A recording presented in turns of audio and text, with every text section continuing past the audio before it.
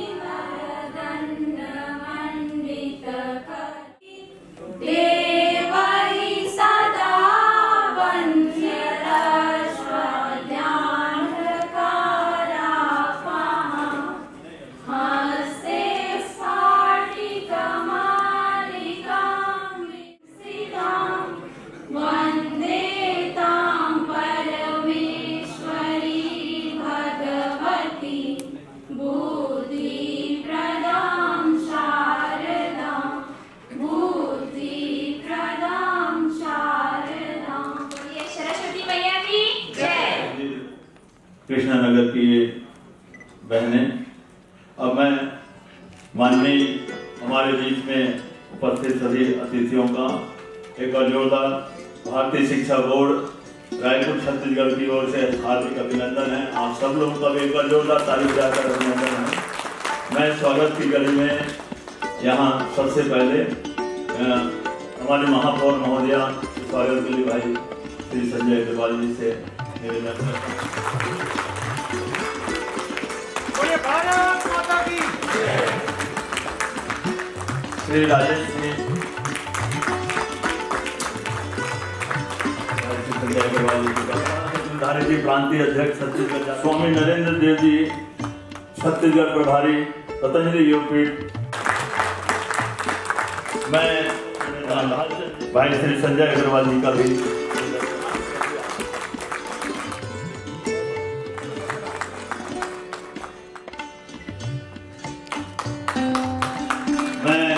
हमारे बीच doctor Anil Chaudhary sir भी उपस्थित हैं, डॉक्टर पुनिया सर जी भी उपस्थित हैं एवं आप सब लोगों का एक बार जोरदार भारतीय शिक्षा बोर्ड छत्तीसगढ़ रायपुर हार्दिक अभिनंदन करती है। मंचस्थ सबको महामंत्र का उच्चारण कर ले। माननीय अतिथि महोदय को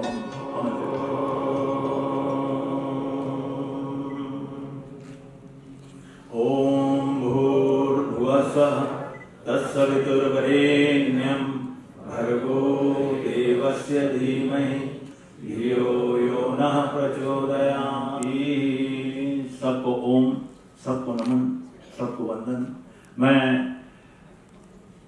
वक्तव्य के लिए और बहुत ही अपना अमूल्य समय निकालकर हमारे इस रायपुर नगर निगम के प्रथम नागरिक के रूप में माननीय महोदया श्रीमती मीनल चौबे, जो कि MIC मेंबर भी रही है, विपक्ष की नेता भी रही है नगर निगम में और 2-3 बार पार्षद भी रही हैं, एक बार पूरा प्रणाम करते हुए ताली बजाकर मैं यहाँ अपनी बातें रखने के लिए इस अवसर पर भारतीय शिक्षा बोर्ड के, चूंकि आपको समय कम है और ये पूज्य केंद्र सरकार द्वारा गठित भारतीय शिक्षा बोर्ड है और आप इस अवसर आज के इस गरिमामय कार्यक्रम में हम सब के बीच उपस्थित मुख्य वक्ता के रूप में डॉक्टर NP सिंह जी, अति विशिष्ट अतिथि हमारे कुलपति महोदय शायद अनुपस्थित हैं, अध्यक्षता जिन्होंने हमारा बहुत अच्छे से और सबका स्वागत किया, ऐसे श्री सुनील अग्रवाल जी, विशिष्ट अतिथि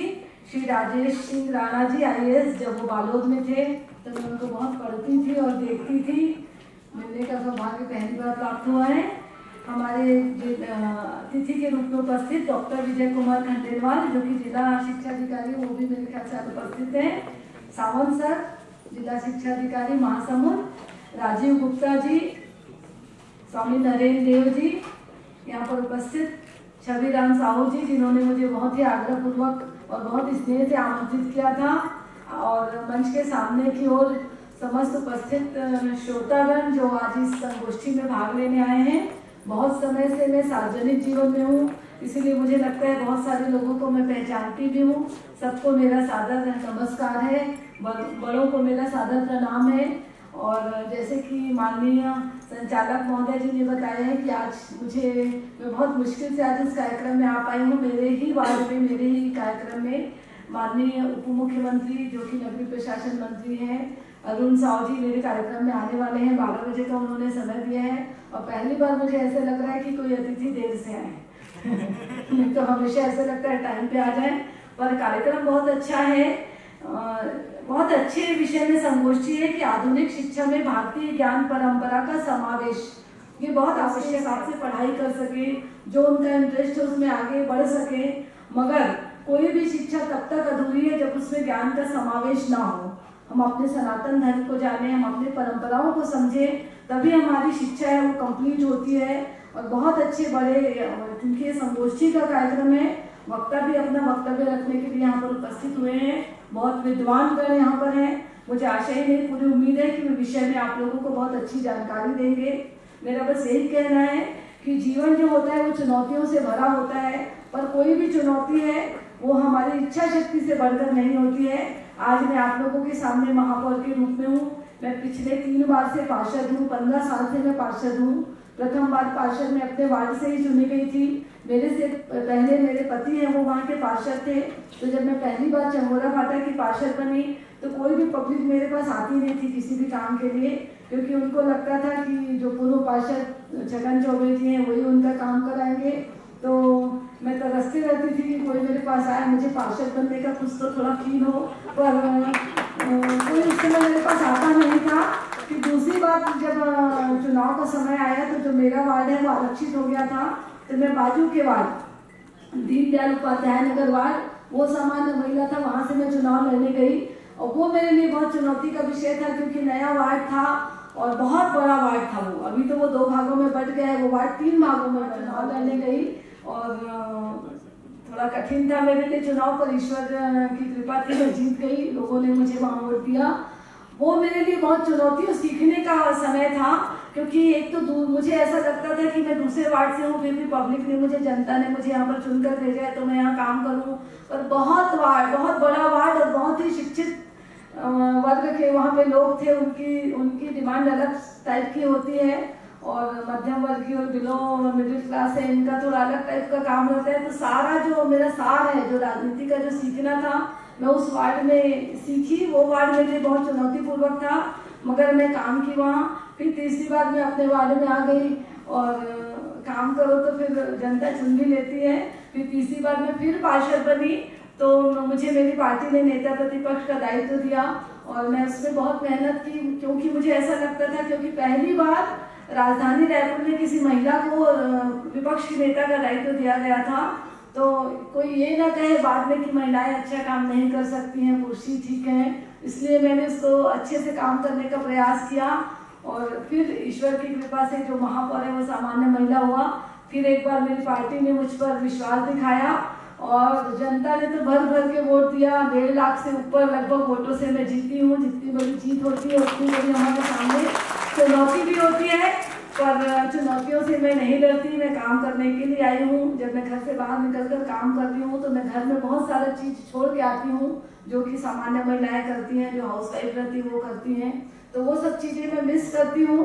तो मुझे लगता है कि मैं कुछ अच्छा करूँ तभी सबका मतलब है।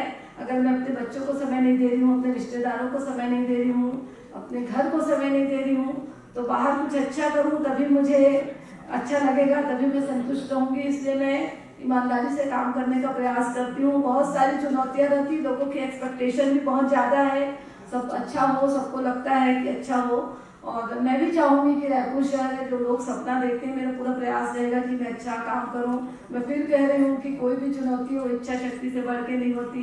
मैं काम करने के लिए निकली हूं अच्छे से। मेरा 5 साल में जो भी मुझे समय मिलेगा उसमें मैं अच्छा काम करूंगी। आप सभी लोगों का आशीर्वाद मुझे प्राप्त हुआ है। मैं आप सबको आज इस मंच के माध्यम से भी बहुत बहुत धन्यवाद देती हूँ। जो विषय है बहुत ही अच्छा विषय है, मेरे इंटरेस्ट का भी विषय है। मेरी इच्छा थी कि मैं इस संगोष्ठी में जो हमारे सामने वक्ता आए हैं मैं उनको सुनूं, क्योंकि शिक्षा का स्वरूप है वो बदलते जा रहे हैं। अभी जो आधुनिक काल है वो बहुत डिफरेंट हो गया है। बहुत हमारा सोशल मीडिया है, इलेक्ट्रॉनिक मीडिया है, मोबाइल, ये सब हावी हो गया है हमारे छात्रों पे। तो ये सब के बारे में हमको जानना चाहिए कि हम ज्ञान प्राप्त करें। शिक्षित होना हमारा एक मकसद नहीं रहना चाहिए, उद्देश्य नहीं रहना चाहिए। हमको ज्ञान मिलना चाहिए, ये हमारा उद्देश्य रहना चाहिए। सभी यहाँ पर उपस्थित हुए अपने वक्तव्यों को आपके सामने रखेंगे। मुझे जल्दी, इसलिए मैं क्षमा प्रार्थी हूँ, मैं जल्दी चले जा रही हूँ। बस 2 पंक्तियाँ कहते हुए अपनी बात को समाप्त करती हूँ कि सृष्टि को निज बुद्धि से करता हुआ परिमेय, चीरता परमाणु की सत्ता असी मजे, बुद्धि के पौमान पर उड़ता हुआ असहाय, जा रहा तो किस दिशा की ओर को निरूपाय, लक्ष्य क्या, उद्देश्य क्या, क्या है मेरा, यही नहीं है ज्ञात तो फिर ज्ञान का समव्यर्थ, ज्ञान का समव्यर्थ। बहुत बहुत धन्यवाद। जय हिंद, जय भारत, जय छत्तीसगढ़। तो भारत की सबसे मूल है शिक्षा, उस पर प्रकाश डाला। अब मैं 2 मिनट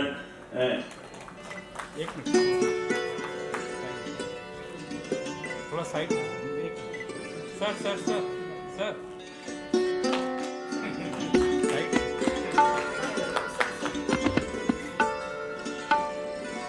हमारे महापौर की ओर से अभिनंदन और हमारे समिति की ओर से किया जा रहा है।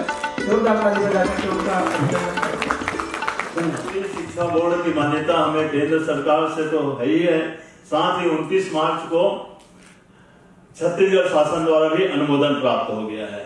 एक बार जोरदार ताली बजाइए इस बोर्ड से जुड़ने के लिए। और भारतीय शिक्षा बोर्ड के जो शुरुआत है वो हमारा पहला अधिवेशन 18 तारीख को संगोष्ठी हुई बिलासपुर से। बिलासपुर से ये पहला संगोष्ठी है छत्तीसगढ़ की धरा में, और आज जो संगोष्ठी हो रही है ये दूसरी संगोष्ठी है। भारतीय शिक्षा बोर्ड जो कि मुख्य रूप से इनके संरक्षक पूज्य मोरारजी जी बापू महाराज हैं, और साथ ही चेयरमैन के रूप में पूज्य स्वामी जी, और कार्यवाहक अध्यक्ष के रूप में डॉक्टर NP सिंह जी जो आज हमारे बीच में उपस्थित हुए हैं, जो पूरे देश में जा जाकर भारतीय शिक्षा बोर्ड के इस कार्य को, भारतीय शिक्षा बोर्ड के बारे में लोगों को जो आप बता रहे हैं वो वास्तव में पूरा देश आपका अभिनंदन करता है। हमारे वरिष्ठ राज्य प्रभारी एवं भारत स्वाभिमान छत्तीसगढ़ के अध्यक्ष और छत्तीसगढ़ योग आयोग का प्रथम अध्यक्ष भाई श्री संजय अग्रवाल को सादर आमंत्रित करता हूं। आज हम सभी यहाँ पर एक बहुत ही महत्वपूर्ण कार्य योजना को समझने के लिए और उसे अपने जीवन में उतारने के लिए और अपने आसपास के स्कूलों को बताने के लिए, और स्वयं जो स्कूल के संचालक महोदय यहाँ उपस्थित हैं, आप सब अपने विद्यालय में भारतीय शिक्षा बोर्ड को पूरी तरह से अंगीकार कैसे करें, क्यों करें, इस संबंध में पूरे भारतीय शिक्षा बोर्ड को पूरी तरह से समझाने के लिए भारतीय शिक्षा बोर्ड की औचित्य क्यों पड़ा, भारतीय बोर्ड की जरूरत क्यों पड़ी, वर्तमान में इतने शिक्षा बोर्ड हैं, फिर एक नए बोर्ड की अवधारणा की आवश्यकता क्यों पड़ी, इन समस्त विषयों के लिए एक ऐसे शिक्षाविद मनीषी जो रिटायर्ड IAS ऑफिसर हैं, अनेक वरिष्ठ पदों पे उत्तर प्रदेश सरकार में रह चुके हैं, मैं डॉक्टर NP सिंह जी हमारे बीच में उपस्थित है, आप सबके कर्तव्य ध्वनि से उनका अभिनंदन करना चाहता हूँ, स्वागत करना चाहता हूँ। हमारे मंच में सारे शिक्षा जगत के क्षेत्र के लोग और परम पूज्य स्वामी जी महाराज जी के अनन्य शिष्य जो हमारे दोस्त स्वामी जी भी यहाँ उपस्थित हैं, पतंजलि परिवार यहाँ उपस्थित है। मैं वर्तमान में जो मुख्य विषय लेकर के भारतीय शिक्षा बोर्ड के बारे में जो विस्तार से बताने के लिए आपके बीच में हरिद्वार से चल करके यहाँ और आपके बीच में उपस्थित हुए हैं, उनकी कार्य योजना के बारे में कि वरिष्ठ IAS ऑफिसर होने के बाद भी उन्होंने कितने उत्कृष्ट कार्य किए हैं वो बताना मैं चाहता हूं आपके बीच में, जिससे आप समझ सके कि भारतीय शिक्षा बोर्ड के चेयरमैन के रूप में जो शख्सियत आपके बीच में उपस्थित हुई है वो वास्तव में है क्या। डॉक्टर एनपी सिंह जी कार्यकारी अध्यक्ष हैं भारतीय शिक्षा बोर्ड के, और भारतीय प्रशासनिक सेवा में विभिन्न प्रशासनिक पदों पर रहते हुए शिक्षा, ग्राम विकास, नगर विकास, औद्योगिक विकास एवं व्यवस्था सद्भावना विकास के क्षेत्र में सराहनीय कार्य करने के पश्चात सेवानिवृत्त वरिष्ठ अधिकारी आप हैं। सामाजिक सौहार्द स्थापित करने में इनका योगदान विशेष सराहनीय रहा है। जन कल्याण योजनाओं के नीति निर्माण एवं क्रियान्वयन में आपकी विशेषज्ञता रही है। भौतिक शास्त्र में आप स्नातकोत्तर रहे हैं और शोध के छात्र भी रहे हैं। भौतिक शास्त्र के मूलतः विद्यार्थी होने के बावजूद वेद, उपनिषद, षड दर्शन, पाश्चात्य दर्शन आदि में पारंगत होने के साथ साथ विभिन्न विश्वास पद्धतियों जैसे इस्लाम, जुडोइज्म, कन्फ्यूशियज्म एवं सिंतोइज्म, ईसाई, पारसी आदि के भी आप सम्मिलित करने के कारण अमेरिकन यूनिवर्सिटी यूएसए द्वारा आपको मानद पीएचडी की उपाधि से सम्मानित किया गया। प्रशासनिक ईमानदारी, पारदर्शिता एवं निष्पक्षता और सामाजिक सेवा के लिए international achiever award Indo Thai chamber of commerce Thailand द्वारा 2009 में भी आपको प्रदान किया गया है।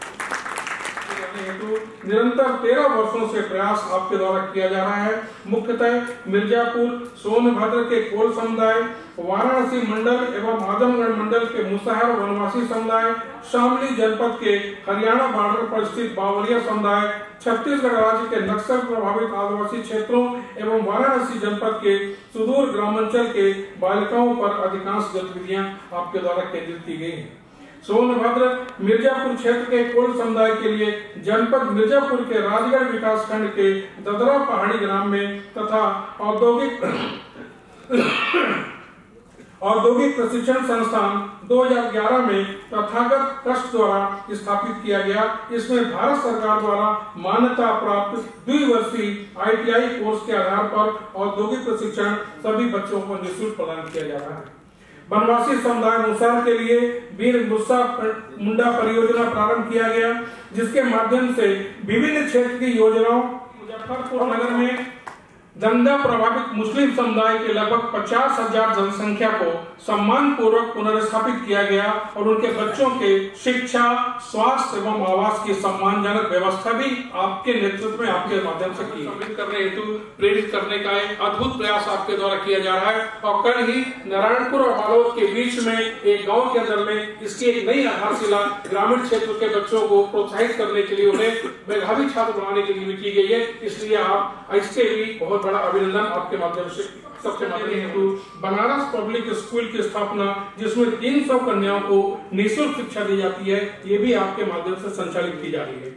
लखनऊ में जिला प्रशासन के समक्ष सभी लंबित मामलों का एक डेटाबेस तैयार करके और मामलों के त्वरित निपटान के लिए सभी गांवों में खुली अदालतें आयोजित करके न्याय चला आपके द्वारा 2003 से 2005 में हजारों वाद विस्तारित किए गए।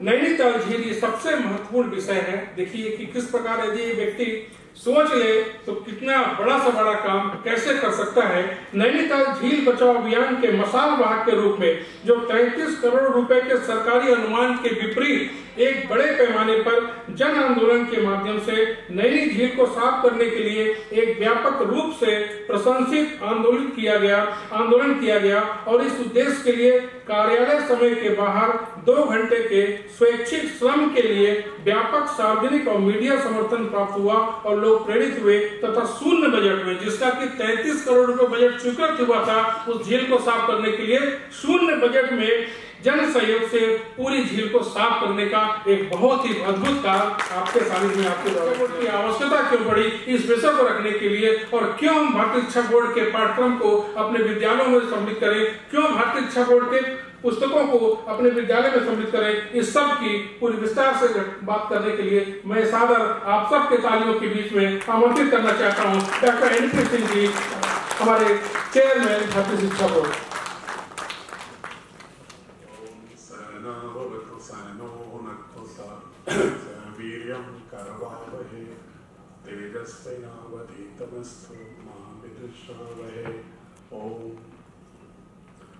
मैं सर्वप्रथम इस शैक्षणिक महायज्ञ में धी विद्या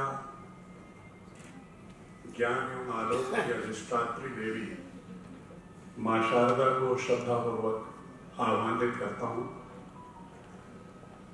मैं भारत की उस महरी संस्कृति को, जो विश्व की सबसे प्राचीनतम संस्कृति है और अद्यतन भी अनेक झंझावातों के बावजूद प्रवहमान है, उसको शत नमन करता हूं। मैं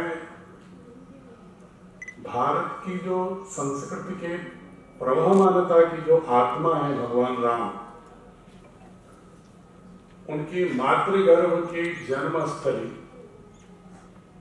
इस धरा, पवित्र धरा छत्तीसगढ़ को भी प्रणाम करता हूं। विभिन्न सांस्कृतिक संश्लेषण की जो साक्षी रही है धरती, उस पावन स्थली को भी प्रणाम करता हूं। राष्ट्र की हृदय स्थली है, प्राकृतिक संपदाओं और विविधताओं से, सौंदर्य से आशीषित ये धरती है, इसको बार बार नमन करता हूं। मैं यहाँ पर उपस्थित सभी मंच पर विद्वज्जन को नमन करता हूं और सबसे अधिक मैं मां शारदा के जो साधक, विद्यालय प्रबंधन और शिक्षा से जो जुड़े हुए आप सभी दिव्य आत्माएं, दिव्य विभूतियां उपस्थित हैं, उनको भी हृदय के अभ्यंतर से प्रणाम करता हूं। ये जो विषय है आधुनिक शिक्षा में भारतीय ज्ञान परंपरा का समावेशन, blending of Indian knowledge system with modern education, एक ऐसा विषय है कि जिसमें बहुत सारे वैचारिक तर्क पक्ष और विपक्ष में होते हैं कि बहुत सारे ये सवाल उठते हैं कि भारतीय ज्ञान परंपरा की आवश्यकता क्यों? जब आधुनिक शिक्षा से कार्य चल सकता है और आधुनिक शिक्षा का वैसे ही इतना बड़ा बोझ है करिकुलम पर, स्कूल के समय सारणी पर, तो ऐसे में भारतीय ज्ञान परंपरा कहीं एक अतिरिक्त बोझिल तो नहीं करने वाली है शैक्षणिक व्यवस्था? एक बहुत सारे लोग ये प्रश्न में उठाते हैं। बहुत सारे लोगों के मन में ये रहता है कि भारतीय ज्ञान परंपरा है क्या? क्या भारतीय ज्ञान परंपरा किसी हम एक विशिष्ट दार्शनिक परंपरा या विश्वास पद्धति को आगे बढ़ाने को तो नहीं कह रहे हैं? भारतीय ज्ञान परंपरा या भारतीय ज्ञान परंपरा समस्त राष्ट्र की संपूर्ण ऐतिहासिक सांस्कृतिक यात्रा के दौरान उद्भूत समस्त ज्ञान के समुच्चय से हमारा आशय ज्ञान परंपरा से है, या मात्र किसी विशिष्ट अंग विशेष पर विशेष बल देते हुए भारतीय ज्ञान परंपरा की? ये प्रश्न भी लोग उठाते हैं। बहुत सारे जो भी प्रबुद्ध जन हैं, उनके मस्तिष्क में सवाल आना बहुत ही स्वाभाविक है। जिज्ञासा और तर्क, सेंस ऑफ इंक्वायरी, ये मनुष्य की एक जन्मजात प्रवृत्ति है और जो पशुओं से मनुष्य को अलग करने के लिए एक दिव्य विभूति जो प्रकृति ने हमको दिया है, उसके तहत हमारे मन में इस तरह के वैचारिक द्वंद्वात्मकता तो आती ही। बहुत सारे लोग ये भी सवाल उठाते हैं कि हम जब भारतीय ज्ञान परंपरा की बात करते हैं तो कहीं हम किसी एक जैसे संस्कृत विद्यालयों में जो या प्राचीन गुरुकुल की परंपरा में अग्रेतर आधुनिक समन्वय किए बिना जिस तरह की पद्धति है, मैं अगर बहुत ही उनकी भाषा में कहूं तो कहते हैं कहीं हम कर्मकांडीय पौरोहितत्व के कौशल के लिए तो नहीं हम भारतीय ज्ञान परंपरा की बात करें। ये भी सवाल उठाते हैं।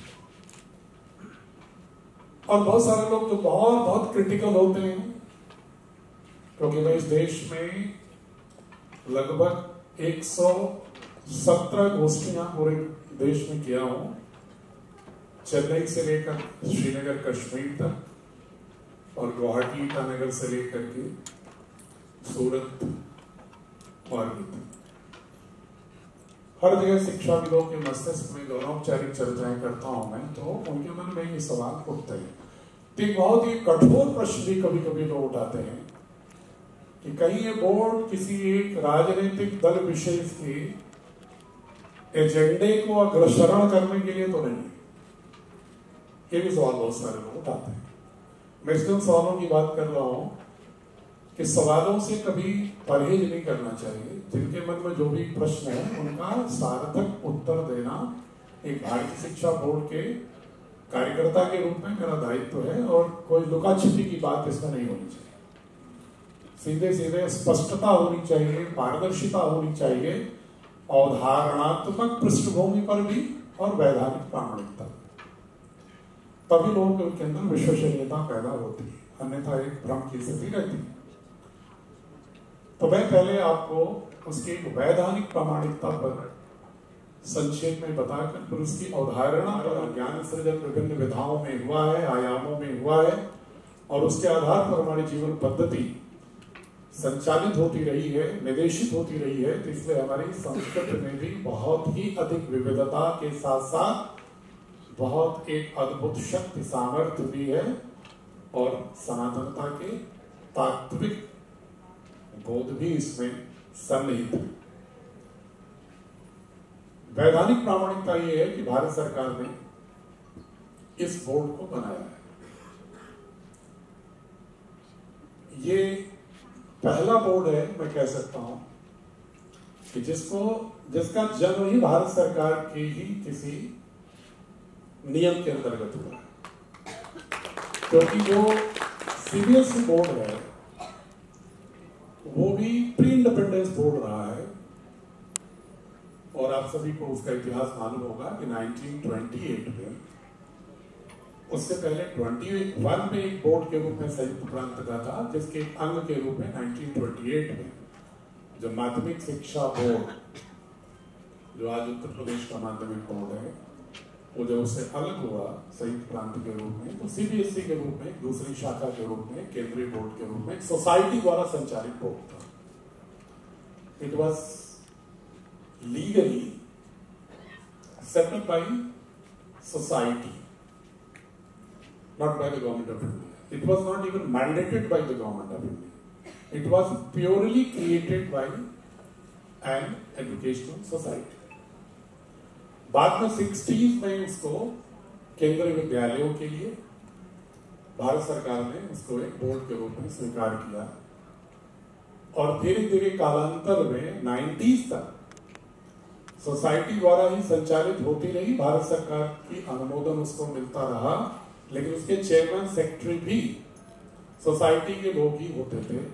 सोसाइटी का बोर्ड ही तय करता था।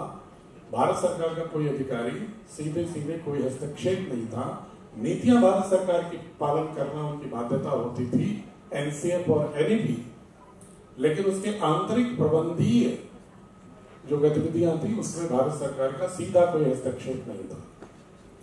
आप देखेंगे 95 के बाद फिर आईएएस अधिकारियों को या सेंट्रल गवर्नमेंट के ऑफिसर्स को वहां पर चेयरमैन और सेक्रेटरी के रूप में तैनाती प्रारंभ होती,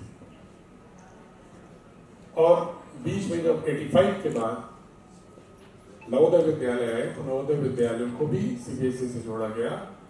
और जब 91 के बाद इकोनॉमिक में, अर्थव्यवस्था में लिबरलाइजेशन आया, तो तेजी के साथ जो नए विद्यालय, प्राइवेट फंडेड स्कूल प्रारंभ हुए, नया दौर प्रारंभ होता है।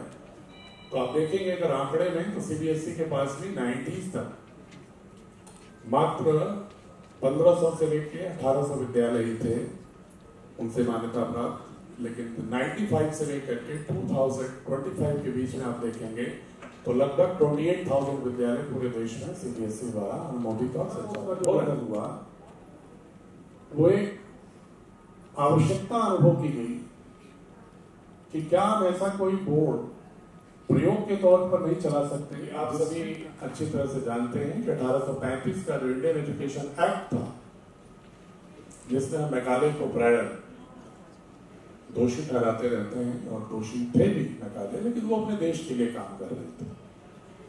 जैसे हम अपने देश के लिए काम करना हमारा फर्ज है, वो अपने देश के लिए काम कर रहे थे। उसने साजिशन, उसने देखा कि वो एक दौर था कि जब एशियाटिक सोसाइटी जो 18वीं सेंचुरी के अंत में स्थापित हुई थी, उसने जो भारतीय ग्रंथों का अनुवाद करना प्रारंभ किया, मैक्समुलर, कार्लबुक जैसे बहुत सारे विद्वान जो हमारे उपनिषदों की व्याख्या करना शुरू किए, हमारे वेदों के कमेंट्रीज और भाष्य लिखना शुरू किए, तो पूरे यूरोप में, यहाँ तक कि लंदन पर उस समय की रिपोर्ट है कि वहां के जो युवा थे, लगभग 1790 से लेकर के 1810 के बीच में, तो भारत की औपनिषदिक जो दर्शन है उसके बहुत ही बड़े फॉलोअर और फैन हो गए, जिसको आज की भाषा में कहते हैं फैन, तेजी के साथ हो गए।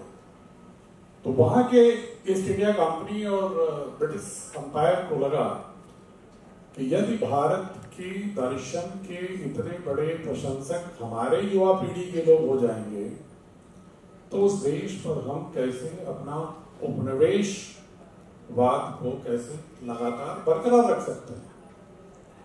वहां से चिंता शुरू होती है, और वहीं से फिर एक नई साजिश शुरू होती है ब्रिटिश इंटेलेक्चुअल्स की, कि हम इंटेलेक्चुअली कैसे, बौद्धिक रूप से कैसे देश को हम वैचारिक गुलाम बनाएं भारत, और कैसे उनके अंदर ये भावना लाएं कि ये जो भारत की संस्कृति है उनके प्रति उनके मन में हीन भावना है। इसीलिए अगर आप देखेंगे पार्लियामेंट में मैकाले का भाषण अगर आप सुनेंगे तो कहता है कि the whole rhymes of Vedas are just like the shepherd songs. वो कहता है वो तो गडरियों के गीत हैं, उसमें ज्ञान कहाँ है। वो कहता है तो प्रकृति से भयभीत होकर के उनके मन में जो उद्गार आया, भय मिश्रित, उसी की कविताएं हैं वो, उसमें कहीं ज्ञान परंपरा नहीं है। उसने भी कहा कि भारत तो अंधविश्वासियों का देश है, मदारियों का देश है, जादू टोनों का देश है, वहां तो किसी प्रकार का कोई ज्ञान सृजन नहीं है। और वहां तो कहता ही है वो, लेकिन उसको लगा कि भारत में जो संस्कृत और फारसी से चलने वाले विद्यालय हैं, वहां तो ये ग्रंथ पढ़ाएगा, इनका काम करने के लिए हवन करते हैं, अंधविश्वास होता है। उसी दौर में बंधुओं, आपने दारा शिकोह का तो नाम सुना ही होगा, औरंगजेब के जो भाई थे, उन्होंने उपनिषदों का एक फारसी में अनुवाद कराया था, औपनिषद नाम है उस ग्रंथ का। जब उनकी हत्या हो गई थी दारा शिकोह की, तो उनका एक फ्रेंच डॉक्टर था विलियम, उस पांडुलिपि को लेकर के विदेश चला गया था 17वीं शताब्दी में मिड में, और वहां पर डुपरान नाम का एक फ्रेंच फिलोसोफर है, वो उसको औपनिषद को फ्रेंच में अनुवाद करता है। फिर जर्मन के स्नीगल बंधुओं ने जर्मन में अनुवाद किया उसका। इन सारे अनुवादों को फिर उस समय चूंकि जर्मनी, फ्रांस और ब्रिटेन आपस में बहुत ही शेयरिंग होती थी, नॉलेज शेयरिंग। अगर देखेंगे तो फिलोसफर्स के लेवल पर भी जो फिलोसफी अगर रैशनलिज्म की है तो उसमें कोई ब्रिटेन का नहीं था, डेकार्ट, लेibniz और स्पिनोजा। लेकिन जो इम्प्लिसिट फिलोसफर्स थे, अनुभववादी थे, लॉक, बर्कले, ह्यूम, या जो मार्टेस्को, रूसो, जो फ्रेंच फिलोसफर्स थे, उनके बीच में आपस में बहुत अच्छी ब्लेंडिंग होने के बाद ही यूरोप की संस्कृति का उदय होता है। तो ब्रिटेन में भी बात चली गई हो जर्मन और फ्रेंच के माध्यम से, और वहीं से युवकों में अधिक फैन होने की, प्रशंसक होने की परंपरा आई थी। तो उन्होंने कहा कि ये भारत में ऐसी शिक्षा व्यवस्था लागू करो कि फारसी और संस्कृत के विद्यालयों को कह दो कि उनके जो सर्टिफिकेट होंगे वो हम मान्य नहीं करते, वो इलिटरेट। उन्होंने कहा कि भाषा के आधार पर इनको लड़ाओ। तो ग्रेयरसन साहब को एक काम दिया गया और उनके नेतृत्व में एक टीम हुई जिन्होंने भाषाओं का अध्ययन किया। सर्वे तो बहुत अच्छा किया, लेकिन वो सर्वे करके उन भाषाओं के बीच में जो आपस के जो तादाद था अंतः संबंध था, उन अंतः संबंधों को नहीं बताया बल्कि उसको परस्पर विरोधी भाषा के रूप में खड़ा कर दिया। तो ग्रेडसन साहब के जो भाषा विज्ञान था उसकी छाया हमारी सभी पाठ्य पुस्तकों से लेकर के हर जगह किसी न किसी रूप में दिखती रही। और वही कारण था कि ये देश भाषा के आधार पर बटा तो नहीं, लेकिन प्रांतों का गठन हमें मजबूरी में भाषा के आधार पर करने की बाध्यता हो गई। सब विभिन्न प्रजातियों की दिखाई पड़ने लगी और सगे भाई भी अलग अलग प्रजाति के दिख गए। सर रिटायर है लेकिन टायर नहीं है, जोरदार ताली बजाइए सर, तो टायर नहीं है। और मैं अब हमारे बीच में उपस्थित मोहन राव सावंत जी, डॉक्टर मोहन राव सावंत जी, जो कि जिला शिक्षा अधिकारी हैं और महासमुंद के, और आप प्राचार्य रहे हैं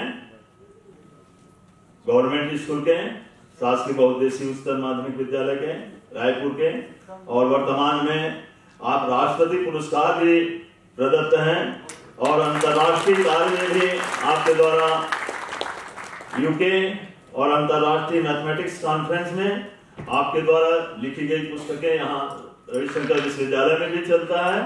मैं बड़े सम्मान के साथ आदरणीय डॉक्टर मोहन राव सावंत जी को अपना विचार संक्षेप में रखने के लिए आमंत्रित करता हूं। बस 2-3 और विचार लेंगे, फिर आप लोग उनको सम्मान करेंगे।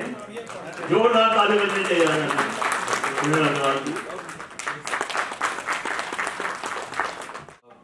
डॉक्टर एनपी सिंह साहब का मैंने लेक्चर रिकॉर्ड किया।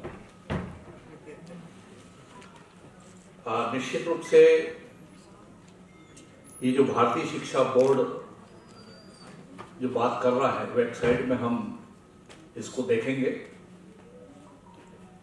थोड़े से सिंह साहब आपके मैं इसका विरोध करूंगा कि 5वीं 8वीं बोर्ड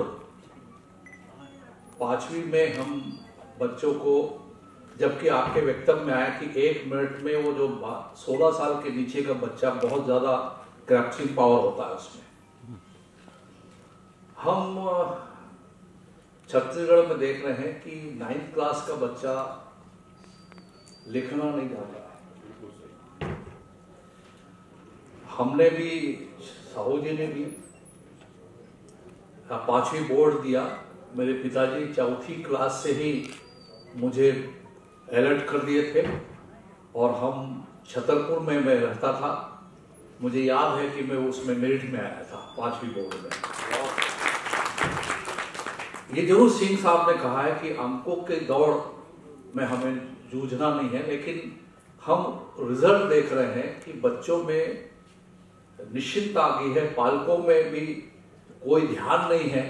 जबकि आपके वक्तव्य में सबसे महत्वपूर्ण बात की गई है कि 14 साल के बच्चों को ही हम साइंटिस्ट बना सकते हैं, उनमें खोजी प्रवृत्ति हम ला सकते हैं। शायद भारतीय शिक्षा बोर्ड इसको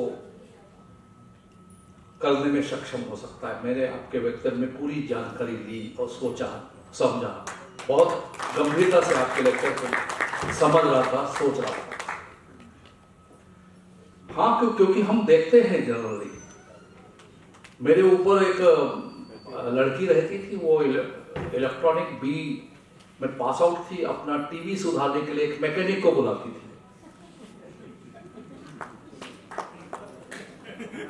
एक प्रोफेसर जो रायपुर इंजीनियरिंग कॉलेज में पढ़ाता है मैकेनिकल इंजीनियरिंग, उसको अपनी बाइक को घसीटते देखा था।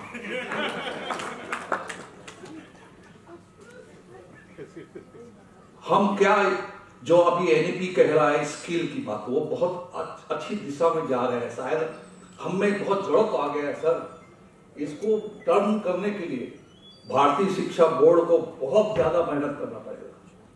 हम में जरूरत आ गया है, हम एक्सेप्ट करने में सक्षम नहीं है बहुत सारे लोग।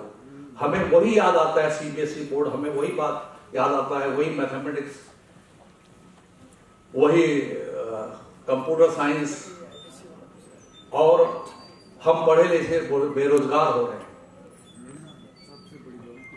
और जैसे कि आपने कहा कि सुंदर पची का नाम लिया आपने कि सीईओ बन गए हम, ये भी बात बहुत अच्छी लगी मुझे। हमें नेतृत्व का और अपनी कंपनी खोलने की। मेरा बेटा जो है यश सावंत अभी आईसीएससी बेंगलोर में पीएचडी कर रहा है, उसकी भी सोच है कि कभी कभी मैं घबरा जाता हूँ, वो कहता है मैं अपनी कंपनी खोलूंगा, मैं डर जाता हूँ कि कहीं वो बेरोजगार न रह जाए। तो सिंह साहब आपके इस लेक्चर से मैं उसे स्वतंत्र छोड़ूंगा कि हाँ तू अपनी कंपनी खोल, अपना नेतृत्व कर। ये बात सही है, हम डरपोक हो गए हैं, हमने बच्चों को डरपोक बना दिया है, कहीं हम बेरोजगार न रह जाए।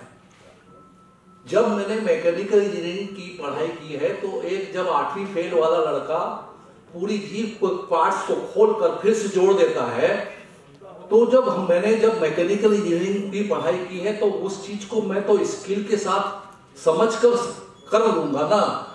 मुझे सक्षमता पैदा करना पड़ेगा अपने बच्चों में, उसका डर भगाना पड़ेगा अपने बच्चों में, और स्वयं तो पिता को डरना होगा, अपना डर भगाना होगा। बच्चों को सही दिशा देने के लिए हमें नहीं डरना चाहिए कि हम बेरोजगार रह जाएंगे, हमें सीखने की प्रवृत्ति पर ज्यादा ध्यान देना चाहिए। स्किल डेवलपमेंट की बात करते हैं। पुणे में मेरे कुछ रिलेटिव हैं, वहां यहाँ इंटरव्यू लेने आए थे कैंपस सिलेक्शन में, उन्होंने परसेंटेज को ज्यादा मापदंड नहीं देती कंपनी। क्यों? क्योंकि वो चाहती है कि उसमें किस प्रकार का स्किल है। ऐसे बच्चों से बात करती है कंपनी, उन लोगों को लेती है और उनके टैलेंट को निचोड़ती है और अपना डेवलपमेंट करती है। नो डाउट कि अभी पुणे, मुंबई बहुत सॉफ्टवेयर कंपनियां हैं जो बहुत अच्छा डेवलप कर रही है, नेतृत्व धीरे धीरे आ रहा है, और भारतीय शिक्षा बोर्ड, मुझे पूरी उम्मीद है कि शायद इस क्षेत्र में खरी उतरेगी। इसी क्रम में मैं श्री गोपाल चक्रधारी जी, प्रांतीय अध्यक्ष छत्तीसगढ़ शिक्षा जागृति संघ को सादर आमंत्रित करता हूँ। शिक्षा बोर्ड के संगोष्ठी कार्यक्रम में विभिन्न क्षेत्र से आए शिक्षाविदों को मैं नमन करता हूँ। साथ ही आधुनिक शिक्षा में भारतीय ज्ञान परंपरा का समावेश इस संगठित संगठन में, संगोष्ठी में उपस्थित हुए हैं। भारतीय शिक्षा बोर्ड, वैसे तो अभी तक बहुत सारे शिक्षा बोर्ड हमारे भारत देश में संचालित है, सीबीएसई, आईसीएसई, एनआईएस, और एक नया जहाँ बहुत सारे प्रांतीय बोर्ड भी संचालित है। इसके साथ ही साथ एक नया बोर्ड इस अध्याय में जुड़ने जा रहा है, और वह है भारतीय शिक्षा बोर्ड। भारतीय शिक्षा बोर्ड आधुनिक तकनीक एवं भारतीय संस्कृति परंपरा का समावेश कर विद्यार्थियों में नई ऊर्जा, नई शक्ति प्रदान करने के लिए आगे विद्यार्थियों के विकास में बढ़ावा देने के लिए कार्य करेंगे। साथ ही साथ इस क्षेत्र में विद्यार्थियों के विकास में भारतीय संस्कृति की परंपरा को आगे बढ़ाने के लिए इस भारतीय शिक्षा बोर्ड का गठन किया गया है। मंच में अगले वक्ता के रूप में आदरणीय बड़े भाई राजीव गुप्ता जी को मैं आग्रहपूर्वक निवेदन करता हूं कि वे आएंगे और मंच को संबोधित कर अपने ज्ञान को प्रसारित करेंगे। मंच पर उपस्थित भारत स्वाभिमान ट्रस्ट और भारतीय शिक्षा बोर्ड के समस्त पदाधिकारीगण, सिंह साहब, पूर्व में एससीईआरटी के संचालक श्री राणा सर, और हमारे सारे साथी जो सामने उपस्थित हैं, स्कूल संचालक और तमाम लोग जो आज भारतीय शिक्षा बोर्ड के संगोष्ठी में शामिल हैं। वैसे तो सिंह साहब के बोलने के बाद ज्यादा किसी का बोलना बनता नहीं है, और मंच पे राणा सर भी बैठे हैं। राणा सर का परिचय, एक बड़ा परिचय ये है कि ये एससीईआरटी जो यहाँ की स्कूल शिक्षा की नोडल बॉडी है उसके संचालक रहे कई साल तक। हमारा उनसे वाकफियत उसी समय की है जब हमारे किसी भी मामले में हमारे जो विचार होते थे तो उसको लेकर हम सर के पास जाते थे। मैं बात अपनी रखने से पहले सिंह साहब का जो उद्बोधन था उससे 2 बातें बोलूंगा, और सावंत सर ने भी जो कहा, सावंत सर शायद चले गए। मैंने अंदर अभी कार्यक्रम शुरू होने से पहले 3 मिनट 4 मिनट तक मैं सिंह साहब के साथ था, तो मैंने उनको बताया कि हमारे एसोसिएशन एक बहुत ही कठिन और लंबी लड़ाई लड़ी 5वीं और 8वीं बोर्ड को लेकर। राज्य शासन ने, स्कूल शिक्षा विभाग ने अचानक से 5वीं 8वीं का बोर्ड मैंडेटरी कर दिया। 5वीं बोर्ड दी, मैंने भी 5वीं बोर्ड दी, लेकिन उसके बाद गंगा से बहुत पानी बह चुका है, अब स्थितियां बहुत बदल गई। हम स्कूल शिक्षा विभाग को कॉम्पिटेंसी टेस्ट करने बोल रहे हैं, जो सफल के एग्जाम से होता है। पास फेल जो है अब वो मामला एनईपी से भी हट गया है और किसी भी जगह नहीं। तो इससे एक बात और निकल के आती है कि भारतीय शिक्षा बोर्ड किसकी जगह लेगा। भाई जो जमीनी हकीकत है प्रदेश की, वो जो लोग बाहर से आए उनको बता दूं, जमीनी हकीकत ये है प्रदेश की कि प्रदेश में 8000 स्कूल हैं, जिसमें 6,500 स्कूल सीबीएसई के हैं, 15 से 20 स्कूल आईसीएसई होंगे, और 7,500 पौने 8,000 स्कूल, 7,500 के आसपास स्टेट बोर्ड के स्कूल। कोई तो उसकी जगह लेगा। ऐसे में जो रियल टाइम करेक्शन होता है, जैसे सीबीएसई करता है, हर साल इनपुट लेता है, हर साल चेंज करता है, हर साल इनपुट लेता है, हर साल चेंज करता है, तो कौन लेगा उसकी जगह? फिर भारतीय शिक्षा बोर्ड लेगा।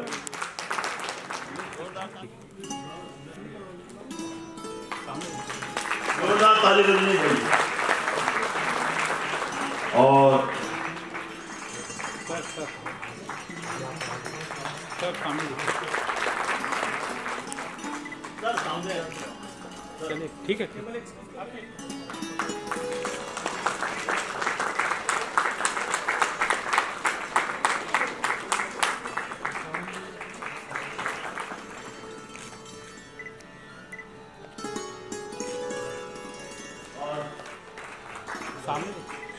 करेंगे हमारे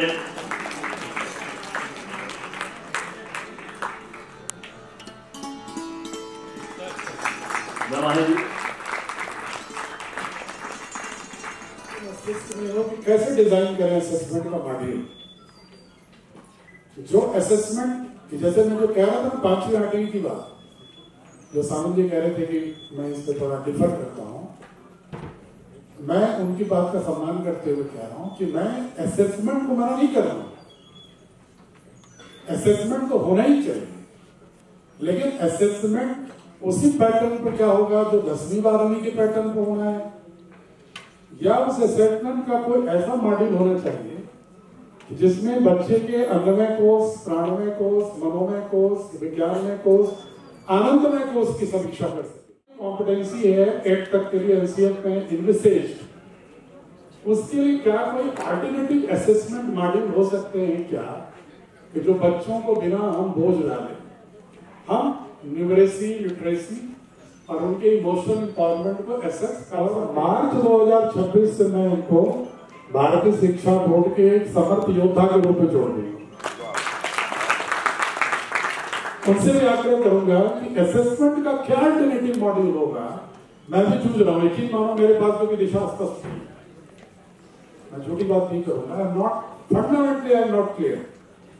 80%, 85% तक तो मैं रीच करता हूं, लेकिन अभी ये कहने की स्थिति में नहीं हूं कि नहीं this is the only alternative competent assessment module. Still I am confused how it can be assessed, assessment as learning beautifully by the students and that can be scalable. इस पर अगर विचार करके अगर 1-1.5 महीने में मुझे आप लोग सुझाव देंगे तो मैं बहुत ही। इस कड़ी में हमारे बीच में डॉक्टर सचिन यादव जी जो बिलासपुर से और भारतीय शिक्षा बोर्ड को संभाल रहे हैं, मैं उनके सम्मान के लिए सादर आमंत्रित करता हूं श्री दमाहे जी, श्री ढालचंद जैन जी।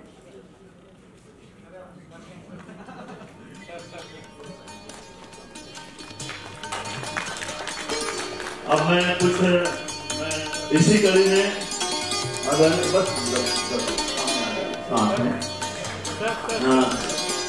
श्री महामल्ल जी, श्री वीणा गुरु जी, और आज इस कार्य को बहुत अच्छा संपन्न किया। रजिस्ट्रेशन का कार्य इनको दायित्व दिया था मैं। और राम गिरधारी साहू जी इंजीनियर, इन्होंने सर पूरा हाईटेक जैन जी को भी सम्मान छोड़कर इस कार्य में लगे रहे 4-5 दिन तक। बहुत बहुत आप सर मीडिया में हैं और विशेष रूप से मीडिया का कार्य आपने सर। हेमलता दीदी सर कन्या गुरुकुल है हमारा, जो कन्या गुरुकुल है सर, हाँ कोसरंगी में। हेमलता दीदी थोड़ा लेट आई हैं, इसमें हाँ हेमलता दीदी को साल से सम्मान देंगे। हाँ आ जाओ। और विराट को साथ में आदरणीय हमारे बीच में उपस्थित हुए हैं डॉक्टर राकेश मिश्रा जी जो हैं और नरेंद्र मोदी राष्ट्रीय विचार मंच के अध्यक्ष भी हैं। मैं चाहूंगा कि आपका भी साथ से सम्मान साइड हो जाइए।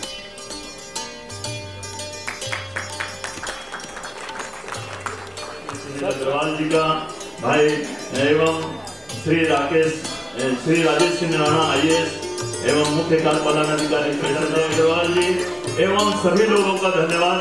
आप सब लोगों का बहुत बहुत धन्यवाद, जिसके कारण आज का यह हमारा संगठन हुआ। जब तक फोटोग्राफी हो रही है, मैं पूरे कार्यक्रम के दौरान में छविराम साहू जी ने लगातार 15 दिनों से मेहनत करके पूरे छत्तीसगढ़ अंचल के रायपुर संभाग के सारे शिक्षाविदों को सबको आमंत्रण करने के लिए, और वो एक ऐसी शख्स है जो पीछे रहकर के काम करते रहते हैं। तो मैं चाहूँगा